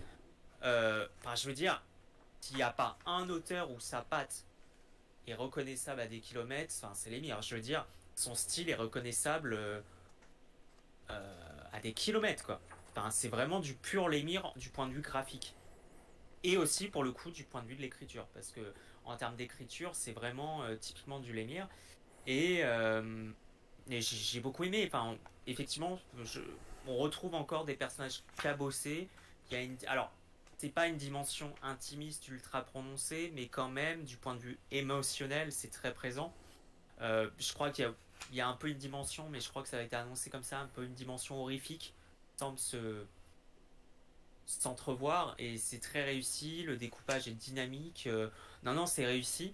Et je trouve que Fish Flies, c'est bien la preuve que quand Lemire nous pond quelque chose qui est à la fois au dessin, au scénario, ça donne généralement du très bon. Et je trouve que Fish Flies n'en demeure pas. En est un exemple. Et alors, ce que j'ai cru comprendre, et c'est intéressant, c'est qu'apparemment, ce qu'on a en publication chez Image, c'est une version qui est un peu plus approfondie que ce qu'il a fait sur Substack. Apparemment, ça a un petit peu évolué Ouais, par rapport à ce qu'il avait proposé quand en on lit ligne. son édito, et c'est assez intéressant. Mais non, c'est une vraie réussite. Et je trouve que, pour le coup, j'ai pas eu le sentiment de ne pas en avoir eu pour mon argent. Ça se lit rapidement, c'est clair. Là, on a un exemple dans ce que tu montres que on a parfois des doubles pages où il n'y a pas du tout d'écriture, de dialogue, pardon. Mais ça marche très bien. Et c'est vraiment, je trouve que c'est une vraie réussite par rapport à ça. Donc ouais, non, c'est très réussi. C'est très réussi. C'est pas du tout une déception comme ce que j'avais pu avoir par exemple au fil du temps avec Family Tree par exemple, il y a un peu plus d'un an et demi. Non, c'est vraiment une réussite. Et bah très bien, on vous le conseille, hein, parce que même moi, si c'est pas le coup de cœur, je reconnais que c'est quand même très bien. Et j'ai notamment hâte de voir ce qui va se passer par la suite, notamment suite à cette dernière scène, qui est quand même assez intrigante et qui apparaît à mes yeux comme le moment où ça démarre. Complètement. Oui, c'est un Là, c'est de la épisode. mise en place. Voilà, c'est de la mise en place. Mais c'est bien parce que on rentre tout de suite dedans et on s'attache au personnage, je trouve. Alors, la première séquence avec les ados, là, en fait, ça sert un peu de, de point de départ, donc eux, on s'y attache pas, mais les deux personnages principaux, j'imagine. Mm. Je trouve qu'on est tout de suite accroché et il y a tout de suite, tu parlais de Clément, de pas l'impression de ne pas en avoir assez. Effectivement, même si on fait le résumé de l'histoire, il se passe pas énormément de choses, mais il y a beaucoup de choses au niveau des personnages, je trouve, au niveau de leur Oui, personnalité, des émotions que ça dégage, etc. Et ça c'est satisfaisant en termes de lecture. Ok. On enchaîne. On Et enchaîne comme le conducteur est bien fait, avec du Lémire. Alors, c'est voilà. pas Et le là- bon écran, c'est celui-là. Voilà. Et là, par contre, alors là, c'est Phantom Road numéro 4, donc j'ai déjà parlé, je crois, de 1, 2, 3. Oui. Bien là c'est bien aussi, j'aime bien, mais là, il y a une petite, ça se lit super vite aussi. Et là, je pense que c'est aussi une histoire qui sera sans doute plus satisfaisante en TP ou en VF, en tome, quoi. Mhm. Ça continue toujours avec cette histoire un peu de monde parallèle et horrifique. On retrouve d'une part les personnages qu'on avait trouvés dans les 2 premiers épisodes, et puis l'enquêtrice du FBI qu'on avait découverte dans l'épisode 3 qui ramenait beaucoup d'ingrédients et qui m'avait bien séduit. On la retrouve là aussi dans ce numéro 4, donc un petit peu des deux. Donc c'est toujours agréable à lire, c'est toujours ce petit mix policier, horrifique, étrange. Il fonctionne bien. Par contre, voilà, en single, j'ai trouvé que ça se lisait un peu vite. Ici, il n'y avait pas grand chose. On apprendait 2-3 petits trucs. C'est bien mis en scène par Gabriel Velta. Voilà, il y a quelque chose, une ambiance, on va dire, que j'aime bien. Après, si on décortique l'histoire dans cet épisode 4, il se passe pas grand chose. Mais bon, je continue à lire, ça me plaît bien. Je sais pas en combien ça va peut-être pas être très très long, hein, je sais pas en combien c'est prévu. Mais pour l'instant, c'est une lecture agréable qui, sur cet épisode 4, est un petit peu rapide, quoi. Voilà. Parce que autant Fishfly, c'est un épisode double, hein, bien large. Autant là, c'est un épisode normal, hein, une vingtaine de pages. Donc forcément, c'est un petit peu rapide. Il y a pas mal de dialogues, mais bon, c'est un peu. Voilà, on n'apprend pas énormément de choses. Mais sinon, et puis en termes de dessin, j'aime toujours l'ambiance que crée Gabriel Velta, c'est vraiment sympa. Donc une bonne petite lecture, ça continue sur sa lancée. Maintenant, effectivement, si vous n'avez pas commencé, je vous conseille plutôt d'attendre un TP ou une sortie VF, puisque je pense que ça arrivera en VF. Pour lire tout d'un bloc, ça sera sans doute beaucoup plus satisfaisant. Très bien. Et je crois que je sais pas si Clément l'a lu, le 4. Je l'ai lu. Ouais. Je l'ai lu. Du même avis globalement. Je pense que c'est typiquement le genre de série il faut voir sur le long terme. Parce que c'est vrai que dans ce numéro 4, il se passe pas tellement de choses. Il est assez rapide à lire. Je vais continuer quand même la série parce que j'aime bien. Il y a tout. En gros, c'est blindé de mystère en fait. C'est blindé de mystère. Ça semble poser des bases pour quelque chose. Donc j'attends de voir. Il y a une ambiance qui se dégage. Et ça, je pense que c'est aussi dû au dessin, qui pour moi sont vraiment bénéfiques et permettent d'instaurer toute une ambiance très très mystérieuse. Et pour moi, c'est une réussite. Donc j'attends de voir. C'est pas un énorme coup de cœur, même si ça reste. Voilà, je trouve que c'est très sympa, il y a quelque chose de très prometteur et que ça me semble pas être un pétard mouillé comme ce qu'on peut avoir parfois, parce que des fois l'Émir aussi fait des pétards mouillés qui réussissent pas nécessairement. Donc c'est... Ouais, non, j'ai bien aimé ce 4, peut-être en deçà des 3 premiers. Mais je pense aussi parce qu'effectivement ça installe plusieurs choses et il faut voir sur le long terme. Et je pense que c'est typiquement effectivement le genre de séries qui doivent se lire, qui sont peut-être mieux à lire en TP. Mais ça se lit, moi je vais continuer parce que voilà, j'ai accroché aux 4 premiers, j'ai pas ce sentiment de déclin comme on peut avoir par exemple avec d'autres séries. Ok. Eh ben écoute Clément, tu vas pouvoir enchaîner sans perdre de temps avec The Great British Bump Off, que Oui. toi aussi, ça y est, tu as lu. Ouais. J'ai lu ça, Boris a lu ça. Je sais pas si Boris t'est arrivé au bout, du coup, avec tes histoires de péripéties de colis. Non. Et du Le coup, 4 non. est dans mon carton. Le 4 est dans ton carton. Clément, tu t'en es arrêté où? Tu as tout lu? Ouais, tout. Tu as tout lu, donc on... Alors, pas de spoil sur la fin. Évidemment, pas de spoil sur la fin. Vas-y Clément, du coup, rapido, parce que moi je me suis déjà bien étendu dessus. Que penses-tu de ce nouveau John Allison? Bah, nouveau John Allison, mais pour moi c'est le premier du coup, puisque j'ai jamais C'est lu, vrai, quelle horreur! Ouais, j'ai pas encore lu Giant Days. Donc ça a été la première fois que j'ai lu John Allison. Bon alors, enfin c'est... je sais plus quelle expression vous donniez lors des derniers podcasts, mais c'est vrai que c'est très rafraîchissant. C'est un petit plaisir. Moi je dis que c'est pas un prise bonbon. de tête. C'est ça, c'est un bonbon. C'est pas prise de tête. Enfin, tu lis le truc, ça inspire, je dirais la bonne humeur, la bonne ambiance. Enfin, sans doute dû aussi par rapport à la patte du dessin.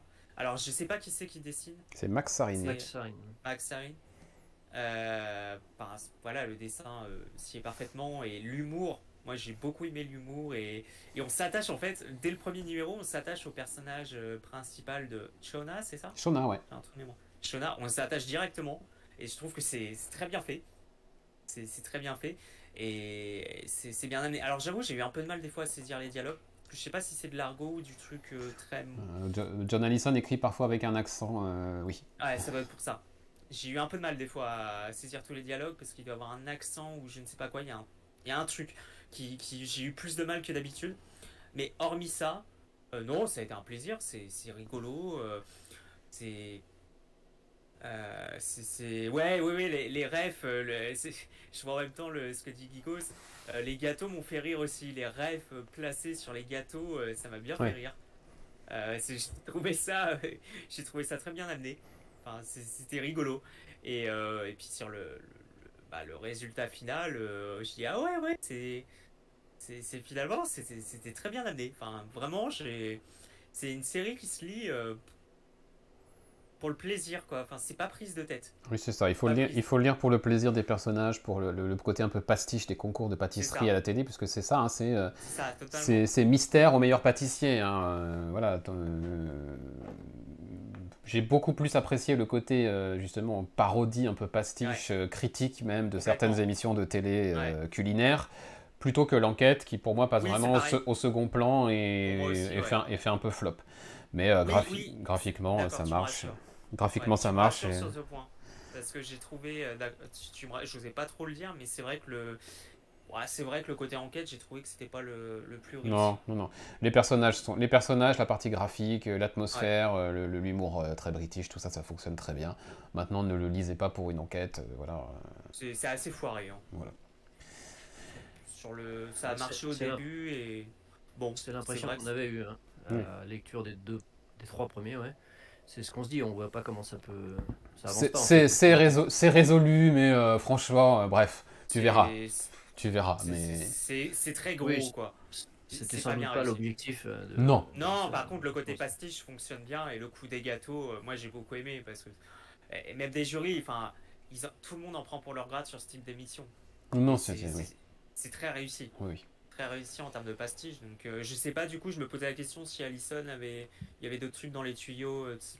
Bon, il a toujours plus ou moins des trucs dans les tuyaux. Hein. Il apparaît une fois par an ou tous les 2 ans avec une nouvelle mini-série. Il n'y a rien d'annoncé. Enfin, c'est ce que je veux dire. Du teasing seulement. Donc on sait pas trop. Non mais toi qui n'as pas lu Giant Days, là faut y aller maintenant. Ah bah là oui. Quoi lire, hein. Je suis pas sûr que mon compte en banque. Ils sont pas si chers. Hein.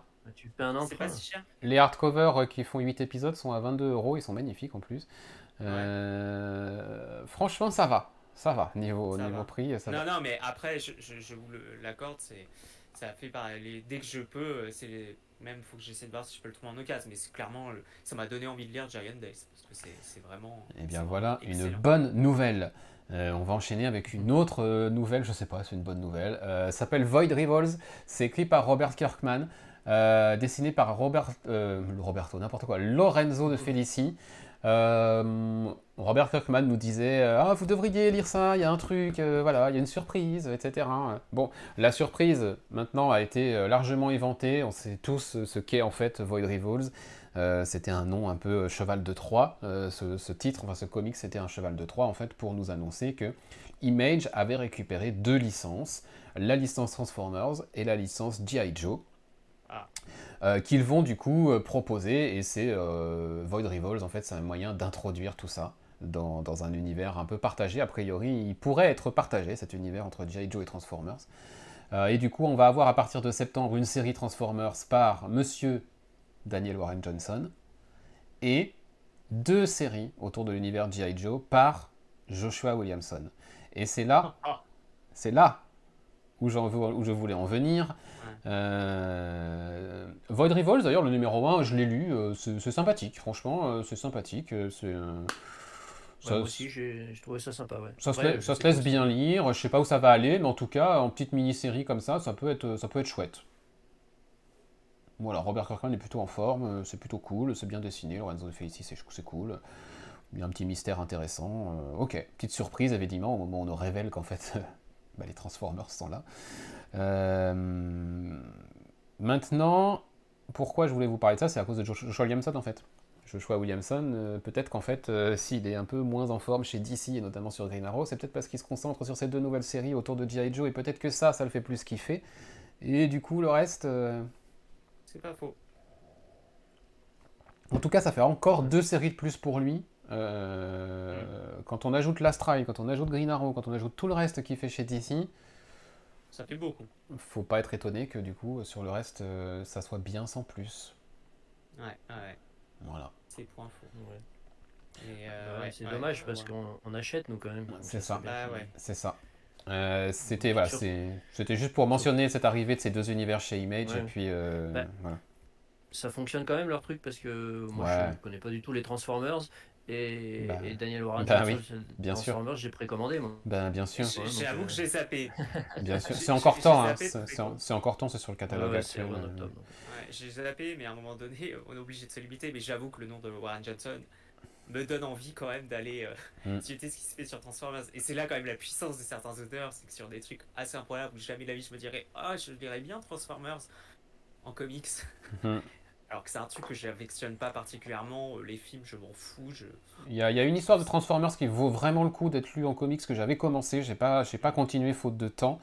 C'est More Than Meets the Eye, ça s'appelle, cette série. C'est une série assez emblématique qui est érigée par tout le monde comme un truc absolument monumental, notamment en termes d'impact émotionnel. Voilà.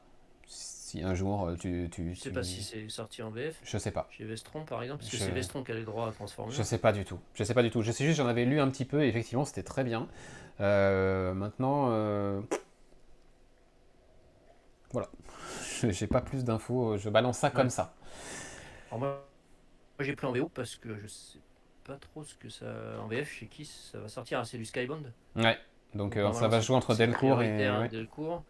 Après, est-ce que ils vont vouloir le faire, sachant qu'il y a plusieurs séries. Il y a les séries de Williamson avec sans doute l'échec, on va dire, de Radiant Black, et ils n'ont pas publié le reste autour. Est-ce qu'ils vont avoir envie de se lancer, je sais pas, la licence, enfin de lancer les séries, etc., au risque de se limiter qu'à Transformers. Ça se trouve, ça va arriver ailleurs.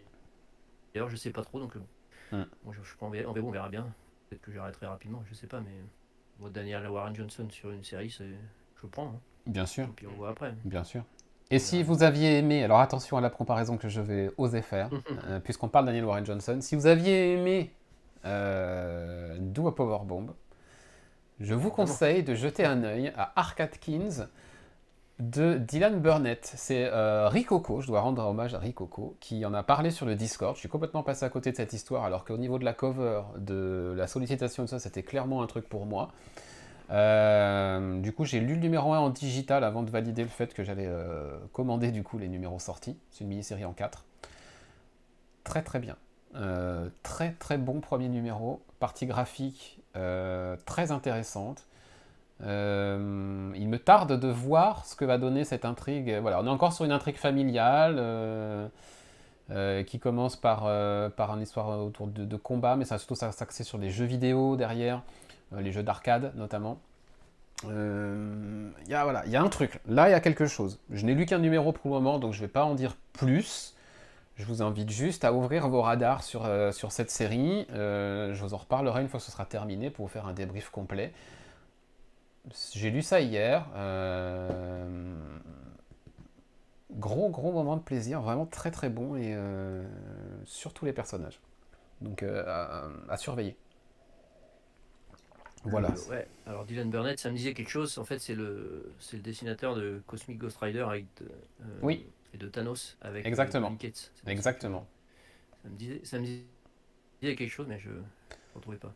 Donc, bah, à noter. Hein. Voilà, je vous tiendrai au courant de la suite. On va suivre ça. Boris, toi, tu vas nous faire le débrief de Eve, Children of the Moon, que tu as fini par lire, Eve ou Eve, selon votre accent anglais. Tu as fini par lire Children of the Moon de Victor Laval. Et alors, qu'en as-tu pensé? Ça, j'ai hâte. Alors, on en avait déjà parlé parce qu'on avait lu le 1 et peut-être même le 2, je crois. On en avait parlé. Oui. Et on avait dit qu'on était un peu déçus quand même. Ouais, le 2 notamment. Parce que c'était pas de niveau. Hein. Bah, c'est-à-dire que voilà, la première mini-série était vraiment exceptionnelle. Quoi, hein. C'était vraiment aussi bien graphiquement qu'en termes d'histoire. Il y avait vraiment quelque chose de particulier. Et je pense pas au départ que Victor Laval avait imaginé peut-être poursuivre avec une deuxième mini-série, mais comme ça avait plutôt fonctionné, je me suis dit que les créateurs avaient envie de revenir sur cet univers, ce que je peux comprendre. Donc, partant du postulat de fin de la première mini-série, voilà, ils ont imaginé, donc le monde a été sauvé par Eve, et donc ils essayent de remettre tout en marche et de relier les communautés qui avaient été séparées ensemble, et il y a une communauté qui entre guillemets reste fidèle au père de Eve, et qui a été ça c'était dans la première mini-série, qui avait été tué par l'ourson oui. Qui était un personnage plutôt fun, voilà, et par de ça, et donc cette communauté ne veut pas se rallier aux autres et veut la destruction de l'ourson. J'ai oublié son nom, donc c'est pas grave, on va passer. Moi aussi j'ai oublié. Voilà, comme gage, on va dire, de confiance pour se rallier à Eve et aux autres communautés. Voilà, c'est un peu le postulat de départ. Et donc ça va être toute une histoire à essayer justement de gagner la confiance de ces personnes et de voir d'où ils viennent, ce qui se passe, etc. Et j'ai un peu l'impression que voilà, il a lancé son truc et il savait. J'ai pas bien saisi ce qu'il voulait vraiment raconter, à part parler évidemment d'humanité et encore d'acceptation, voilà, de comprendre les autres, d'essayer d'accepter avec défauts, qualités et ce genre de choses. Donc moi j'ai tout relu d'un coup, j'avais du temps, j'ai passé un bon moment, on va dire. Voilà, c'est très beau toujours, hein. Toujours très beau. Maintenant en termes d'histoire, ça n'a rien d'extraordinaire, quoi. C'est sympa, ça développe l'univers, mais c'était pas nécessaire, on va dire. La première mini-série se suffisait largement à elle-même. Et puis il y avait beaucoup plus de thèmes, voilà, c'était beaucoup plus riche la première. Là, ça reste assez basique, entre guillemets. C'est plus centré sur les personnages, mais c'est assez classique. Voilà, donc si pour qui a lu la première et veut se replonger dans l'univers, on peut lire cette deuxième mini-série et se dire bon bah c'était sympa, mais voilà, c'est pas un coup de cœur, c'est une lecture agréable. Maintenant, si vous connaissez pas, je conseille de lire la première et puis c'est suffisant, quoi. Et sachant que si par exemple la première mini-série ça avait été la deuxième, je sais pas si vous me suivez toujours, j'aurais pas eu spécialement envie de continuer, quoi, l'univers. On est d'accord. Tandis que la première série posait les bases de quelque chose d'assez fascinant. Donc voilà, pour les dessins, ça clairement je sais pas si ce dessinateur a travaillé sur autre chose, mais c'est vraiment un duo à suivre, Joe Mi-Jong et Brittany Peer là, aux couleurs. C'est vraiment un duo qui fonctionne parfaitement, et que si je vois d'autres séries où il travaille, j'irai sans doute jeter un œil. Mais voilà. Donc lecture agréable, mais voilà, pour dire un petit peu mon ressenti, c'est une série qui est déjà en vente sur Vinted. Et ça peut traduire un petit peu Ça peut traduire un peu, oui. Ça peut traduire. Voilà, c'est pas une série que je vais garder. Exactement. Et que j'aurais envie de relire. Autant j'ai gardé la première, et je la relirai sans doute. Autant celle-là, je n'ai pas envie de la lire. C'est juste sympa et très beau. Exactement, je suis tout à fait d'accord. J'en avais déjà parlé plusieurs fois, donc je ne vais pas revenir dessus, mais je partage. Oui, j'avais été au bout finalement. Ah, je croyais que tu t'étais arrêté. D'accord. Non, j'avais finalement puisque les précos étaient faites, donc bon, bah voilà, t'es un peu piégé par le truc, puis au final, bah, je l'ai lu, et... Bon, voilà, je suis d'accord avec toi. La première, je voyais le propos. Là, la deuxième, et je vois pas trop ce qu'il a voulu raconter en fait. Un peu moins, ouais, c'est un peu moins clair. C'est un peu, voilà. On dit que c'est un peu artificiel quoi, comme prolongement. Oui, et puis en même temps, il y en a une troisième normalement. Donc. Ah Bref. Continuons donc, Clément. Il t'en reste 2 qu'on va faire rapido. Il s'agit de Adventures of Superman, John Kent numéro 5 de Tom Taylor et Clayton Henry, avec les couleurs de Jordi Belair. C'est chez DC et c'est l'avant-dernier épisode de cette mini-série. Ouais. Alors, t'avais teasé, je crois, j'avais donné un peu mon avis sur le Discord et j'avais cru comprendre que t'avais pas forcément le même avis ou quelque chose. C'est pas mauvais, c'est pas du tout mauvais, loin de là. J'aime, enfin, c'est toujours Tom Taylor écrit toujours aussi bien. Maintenant, j'avoue que j'ai un peu de mal à voir où veut aller Tom Taylor avec cette mini-série. Alors peut-être parce que j'ai jamais lu Injustice et que clairement, enfin, je pense qu'évidemment que Tom Taylor cherche à terminer un peu cette histoire avec Injustice, mais j'ai un peu de mal. J'ai un peu de mal. J'arrive pas à voir. On a un numéro de la fin et j'arrive pas à voir où veut aller Tom Taylor. Donc c'est pas. Voilà. Enfin, je vais finir. Hein, c'est pas. Je passe pas un mauvais moment. Mais c'est vrai qu'arrivé au numéro 5, je me demande, putain, enfin, pardon pour pas être vulgaire, mince, où est-ce qu'il veut aller, quoi. Où est-ce qu'il veut aller? Bah bien sûr. Mais moi je vais te dire où il veut aller. Hein. Il voulait retourner dans l'univers d'Injustice, c'est tout. Hein. Il voulait se faire un petit, il voulait juste faire un kiff dans l'univers d'Injustice, il savait pas comment faire. Bah il a envoyé John Kent. Voilà. Ah mais c'est ça. Non mais on est d'accord par rapport à ça. C'est donc du coup, bah oui, effectivement, ça fonctionne pas aussi bien que ce que j'aurais voulu. Il y a une scène qui fonctionne bien dans ce numéro 5, c'est quand John va enfin voir une certaine personne qu'il aurait dû aller voir depuis bien longtemps. C'est tout.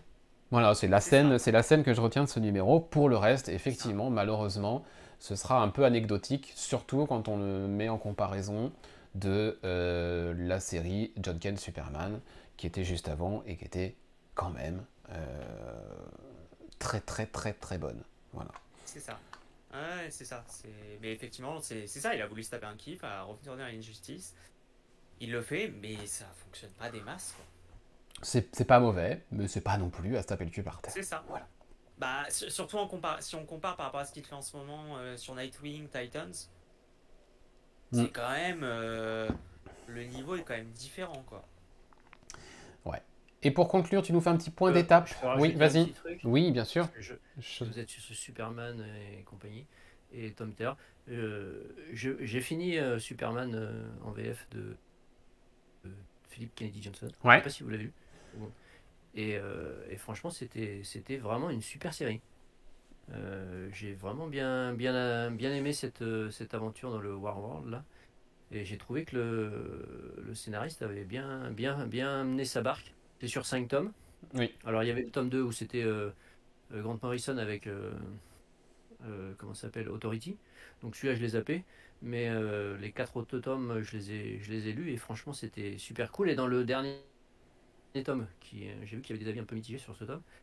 Moi j'ai trouvé. Alors après il y a le dernier là, un numéro spécial Kal-El Returns. Quelle horreur! Avec plusieurs scénaristes. Alors bon, ça j'ai. Quelle horreur ce numéro!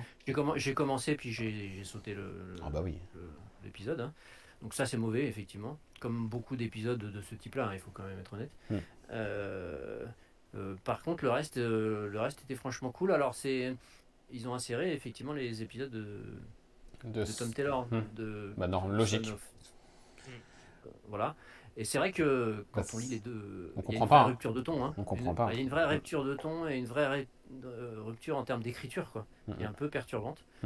Et c'est là où on voit, c'est là où on voit un petit peu quand même entre guillemets, le défaut d'écriture de Tom Taylor, c'est quand même en termes de densité d'intrigue souvent un peu léger quand même. Oui, c'est moins dense. J'ai trouvé qu'on passait quand même à quelque chose de vraiment intense, tendu, etc. Alors il travaille beaucoup les personnages, ça c'est c'est clair, c'est ce qu'il veut travailler.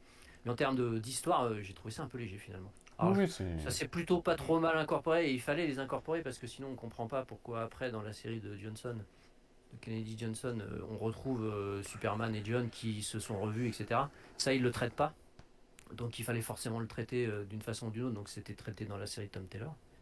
Mais c'est vrai que dans un même tome, lire les deux séries, ça fait un peu bizarre. Il y avait 2 propositions sur Superman à cette époque-là, c'était il y a 1 an, depuis 2 ou 3 ans. Il y avait la proposition Tom Taylor, très familiale, très fun, très axée sur le personnage de John, son développement personnel et compagnie, qui pour moi fonctionnait super bien et qui était super graphiquement. Et puis en face, on avait un truc un peu plus sombre, un peu plus mature, plus tendu, clairement, avec Philip Kennedy Johnson. Et voilà, il y avait vraiment les 2 propositions, les 2 fonctionnaient très bien. Et bon, on est un peu moins dans ce délire-là maintenant, je trouve. Mais bon. Je verrai la suite sans doute en VF, je sais pas comment ils vont publier. Après, moi j'ai lu les 2, effectivement, je suis plus team Kennedy Johnson. Je dois reconnaître. Oui, mais j'ai plus pris de plaisir sur cette série, quoi. Mais en plus en VF, je crois je n'ai pas le souvenir parce qu'il y a eu 2 tomes de la série de Tom Taylor. Et là, dans le volume 5, là, c'était les épisodes 16, 17, 18. Donc il doit y avoir soit j'ai raté un truc parce qu'ils n'ont pas mis 14 épisodes en 2 tomes, c'est pas possible. Donc soit il y a des épisodes, je sais pas, toi qui as suivi en VO, qui était peut-être...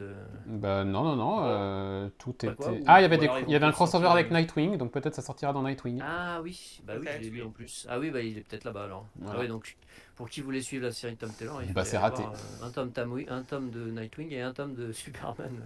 Bon, c'est vrai que c'est pas facile quand c'est partagé comme ça. 13 et 14 devait être le crossover avec Nightwing, et 15, 16, 17, peut-être 16, 17, 18, je sais pas, enfin bref, les 3 autres étaient Kal-El Returns. D'accord, donc tout a été publié en fait, et c'est moi qui n'ai pas bon, ça mériterait quand même un volume seul pour ceux qui lisent que ça, quoi. Bref. On va conclure cette salve, mais c'est pas un problème, on va conclure cette salve avec Clément qui va nous faire un petit point d'étape, disais-je, sur I Hate Fairyland, le petit point d'étape habituel. Oui, j'ai enfin un jour, je vais être très rapide, bon, je me tape toujours des barres à lire, ça fonctionne toujours bien de ce point de vue-là, c'est pas du tout prise de tête. Alors j'ai dit que j'étais assez partagé au début parce que j'avais du mal à voir où Scotty Young voulait aller, où j'avais l'impression que c'était superflu et tout. J'avais toujours ce sentiment, et en fait, très bête, mais fin du dernier épisode que j'ai lu, donc ça doit être le... je sais plus, le 8, je crois. Oui, non, le 8 sort mercredi, donc tu as lu le 7. Non, ça doit être... C'est le 7. Et... Non, c'est pas le 7. Non, j'ai une bêtise. C'est pas le 7. Ah si, effectivement. Si, a priori. Et donc oui. Le 7, et en fait, la façon dont ça se termine...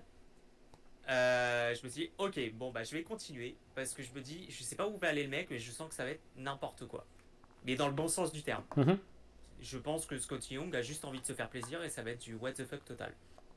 Je peux me planter, mais je pense qu'il veut pousser son truc jusqu'au bout. Et pour le moment, il est allé dans des délires qui ont plutôt bien fonctionné, d'autres un peu moins, et on va dire que c'est un peu... je sais quand je lis le truc, je me fends la tronche et que voilà, c'est pas prise de tête. J'attends de voir comment ça va se terminer, mais c'est assez... c'est un peu mon petit plaisir. Je dirais pas que, encore une fois, que la série c'était vraiment indispensable, mais c'est mon petit plaisir, quoi. Ok. Bah écoute, il en faut, tu as bien raison. Et ben voilà, ça met fin à la salve de review de ce mois d'août, une salve dense pour ce mois d'août. On va bientôt se quitter, on va juste quand même parler d'une chose. C'était donc, avec ce numéro 328, la fin de la saison 10 de Comic Stories. Ce qui veut dire que la prochaine fois qu'on va se parler, nous ouvrirons la saison 11 et on va l'ouvrir d'une manière un peu particulière puisque, alors évidemment Boris et Clément sont au courant, hein, évidemment. Évidemment. Ah bon ? Nous allons célébrer pendant le mois de septembre, en grande pompe, les 10 ans de Comic Stories, qui est né pour moi dans sa forme finale, on va dire, en 2013, même s'il y a eu quelques mois de rodage en 2012 et de construction, de codage et tout ça, bref. 2013-2023, 10 ans de Comic Stories, on va célébrer ça ensemble pendant le mois de septembre. Et du coup, en septembre, il va se passer pas mal de choses. Tout d'abord, niveau podcast, Pour une fois, vous allez nous entendre 2 fois en septembre. On va faire le bilan de ces 10 ans. Il n'y aura pas de review, il n'y aura pas les reviews habituelles comme vous les aviez. Vous aurez un numéro 329-330 qui sera le numéro anniversaire, voilà, l'event, on va dire, anniversaire des 10 ans de Comic Stories.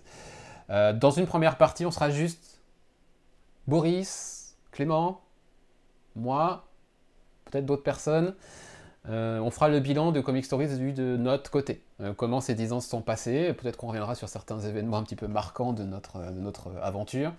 On parlera aussi de l'évolution du marché, voilà, comment le paysage des comics, on l'a vu, nous, évoluer énormément en 10 ans.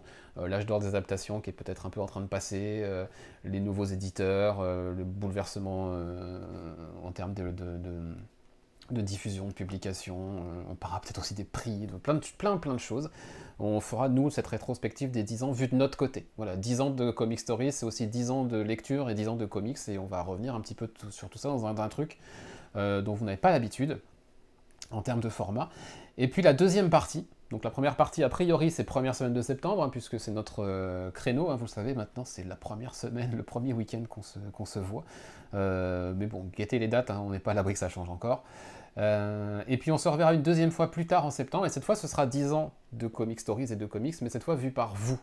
On va lancer là, dans les jours à venir, un grand sondage sur 10 ans, voilà, comment est-ce que les comics ont évolué pour vous en 10 ans, qu'est-ce que vous avez à en dire, et surtout, vous avez l'habitude chaque année d'avoir nos Comic Stories Awards, cette fois on va en faire version taille XL, XXL même, puisqu'on va vous demander de choisir le meilleur des comics de la décennie qui vient de s'écouler et qu'on a partagé avec vous.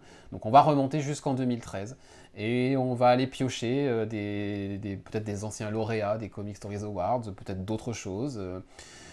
Il va falloir voilà, faire cette espèce de palmarès, cette espèce de tableau de paysage de voilà, le meilleur des 10 ans, si on doit retenir que certaines choses sur les 10 dernières années en termes de publication.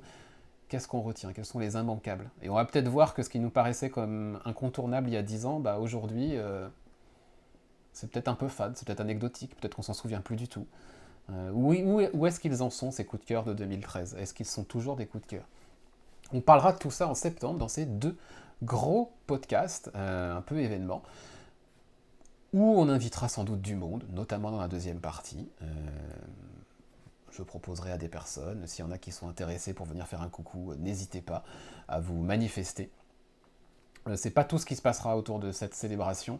On aura aussi au moins un concours, un gros jeu concours avec des choses à gagner, des comics, des goodies, des trucs, voilà, je ne vous en dis pas plus, mais je travaille sur le dossier et on va aussi vous gâter et vous remercier, parce que si on en est là toujours 10 ans après, enfin presque 10 ans après, c'est surtout quand même grâce à vous, à votre fidélité sans faille, donc il est normal que nous vous remercions, et on va le faire autour d'un gros jeu.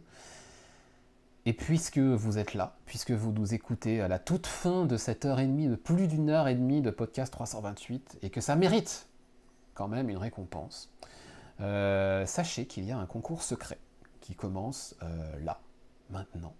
C'est-à-dire qu'entre maintenant et, on va dire, le 31 août, toutes les personnes qui vont faire un commentaire sur Comic Stories, sur le site Comic Stories, seront inscrites automatiquement à un concours caché. Et nous tirerons au sort quelqu'un à la fin du mois d'août pour gagner un lot qui est du coup lui aussi mystérieux puisque c'est un concours caché. Donc voilà, allez-y, vous allez sur comicstories.fr, vous allez lire des superbes interviews de Boris parce qu'il y a des trucs incroyables à lire. Ouais, c'est vrai ça. Un commentaire gentil. Hein. Un commentaire gentil, bien sûr. Un commentaire élogieux pour le talent d'écriture de Boris pour ses chroniques. Plus il y aura de cirage, plus la chance de gagner au Exactement, cirage évidemment. Voilà, donc pour chaque commentaire que vous allez poster sur comicstories.fr, que ce soit sur l'article du podcast que vous venez de voir, peut-être sur d'autres articles, sur des interviews que vous avez découvertes, voilà. Laissez une petite trace de votre passage, et automatiquement, vous serez inscrit à un concours caché et vous repartirez avec quelque chose de fort sympathique qui vous sera qui vous sera adressé de notre part. Voilà, ça valait bien une petite récompense d'être allé jusqu'au bout de ce podcast. Sachez que ce petit message concernant le concours caché sera laissé sur le replay, sera laissé sur la version audio, est valable jusqu'au 31 août 2023 à 23h59, mais qu'il n'y aura aucune communication autre qu'à la fin de ce podcast, que ce soit en vidéo ou en audio. Donc seul vous qui nous écoutez ou qui nous regardez, que ce soit en live ou en replay, êtes au courant de l'existence de ce jeu, ce qui veut dire qu'il y aura sans doute moins de participants qu'un concours diffusé en grande pompe. Et pourtant, le jeu en vaut la chandelle. Voilà. C'était la petite surprise. Maintenant, je n'en dirai pas plus. Sachez également que dans les jours à venir, vous allez voir que ce truc-là, vous voyez ce truc absolument infect là, que je ne peux plus voir en peinture, qui est dans le coin en bas à gauche de l'écran. Ce logo qui a 7 ans maintenant, cette identité visuelle rouge, criarde, que je ne supporte plus et qui a bien vieilli, parce que bah oui, au bout de 7 ans, forcément, les modes graphiques ont changé. Et ben, tout ça, ça va aussi bouger, et pour les 10 ans, on va remettre un petit coup de peinture fraîche sur le site, et ça arrive là, sans doute dans les jours prochains, avec nouveau logo, nouvelles couleurs sur le site, et tout ça, vous verrez ça prochainement. Voilà. C'était le teasing, et c'était l'amorce de ces 10 ans qu'on célébrera à partir du coup de la première semaine de septembre. Vous êtes prévenus. Et bien voilà, merci messieurs. Merci. Pour votre présence encore une fois, on n'est pas loin de 2 heures qu'on est ensemble, entre les réglages et puis l'enregistrement. Merci à vous de nous avoir suivis, que ce soit en live ou en replay, d'avoir commenté ou de commenter sur comicstories.fr. On se retrouve donc très vite, dès demain avec le kit de survie légendaire de Boris, et puis des nouvelles reviews, des nouvelles interviews et toutes les surprises pour l'anniversaire qui arrivent prochainement. Bon week-end. John Lees en interview cette semaine. Allez, une petite interview comme ça. Bon, ça on y prend goût, hein. Moi maintenant, le mercredi, je veux... Ah ouais, non, j'avais arrêté, pendant un moment, j'avais plus de matière, là, mais j'ai repris un petit peu pour les... Écoute, quand tout le gratin sera passé chez nous, à un moment, il faudra qu'on s'arrête. Mais la liste commence à être très chouette. C'est clair. Bon dimanche, merci messieurs. Et puis au mois de septembre, pour ceux qui ne font que nous écouter en podcast ou nous regarder en podcast, c'est déjà énorme. Donc merci. Et au mois prochain. Salut. Salut. Salut.